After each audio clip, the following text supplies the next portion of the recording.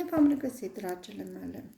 Câte dintre voi nu vă doriți să aveți în viața voastră relația cea mai potrivită, să găsiți bărbatul cel mai potrivit pentru voi?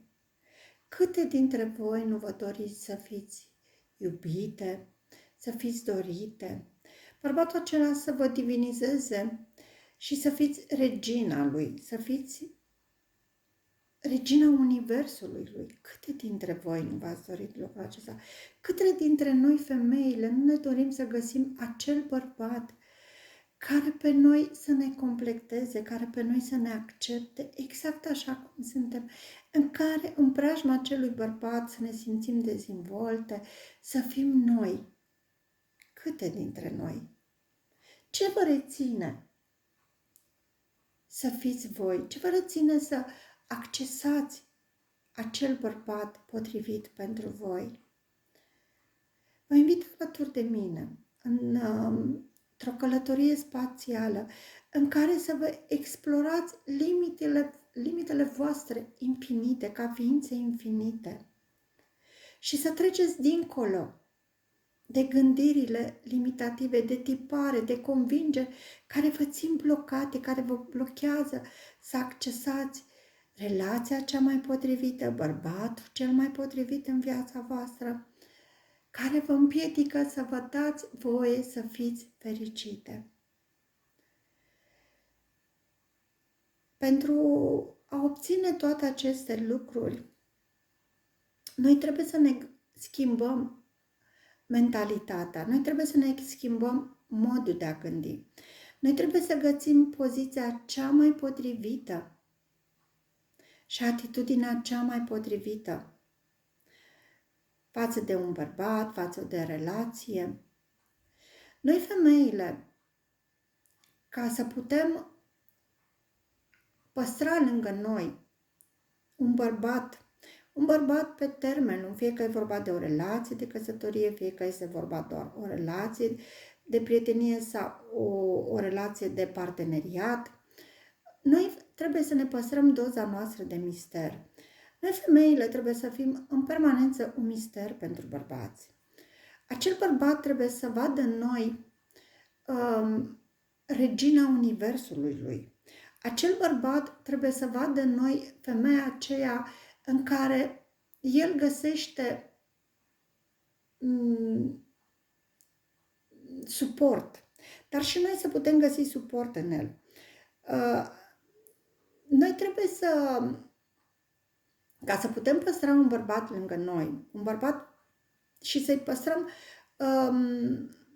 vie atracția, interesul față de noi, noi trebuie să fim un mister pentru bărbatul acela.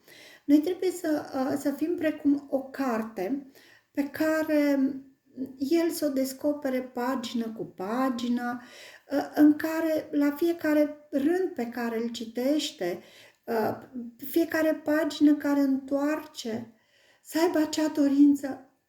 Ce descoperi mâine? Ce descoperi la următoarea pagină? Oare ce se va întâmpla? Ce voi descoperi peste 10 pagini? Voi așa trebuie să vă priviți, dragile mele, precum o carte pe care bărbatul acela trebuie să vă să vă descopere. Și voi să vă lăsați să vă descopere pagină cu pagină.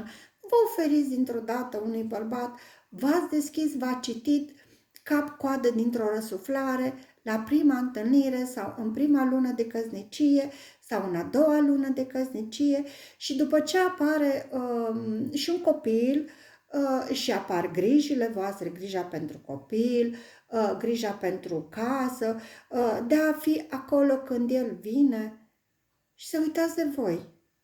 Voi nu trebuie să uitați de voi. Voi trebuie să țineți minte un lucru, că voi sunteți cele mai importante pentru voi. Dacă voi nu vă iubiți pe voi suficient de mult, dacă voi nu știți să vă acordați vouă respectul cuvenit, stima de sine cuvenită, să știți că nimeni, dar absolut nimeni, nu vă oferă. Pentru că, dragile mele, totul vine din interiorul nostru. Tot ceea ce vine, vine din interior către exterior. Nimic nu vine de la exterior către interior. Și că fericirea noastră nu depinde de un bărbat, nu depinde de o anumită persoană, de o anumită întâmplare, de un anumit lucru. Nu. Fericirea noastră depinde de noi. Noi suntem fericirea noastră. De noi depinde acea relație, cât de mult putem să o păstrăm în viața noastră, cât de mult vrem să păstrăm acel bărbat în viața noastră. Dacă doriți acest lucru, eu vă pot ajuta, aveți în descrierea clipului datele mele de contact și vă pot sfătui, vă pot consilia. Și nu uitați un lucru, o relație ține atât timp cât acea femeie își dorește acea relație și pe acel bărbat în viața ei. Ca să vă doriți acel bărbat și să știți să-l mențineți, știți și învățați cum să mențineți acel bărbat în viața voastră.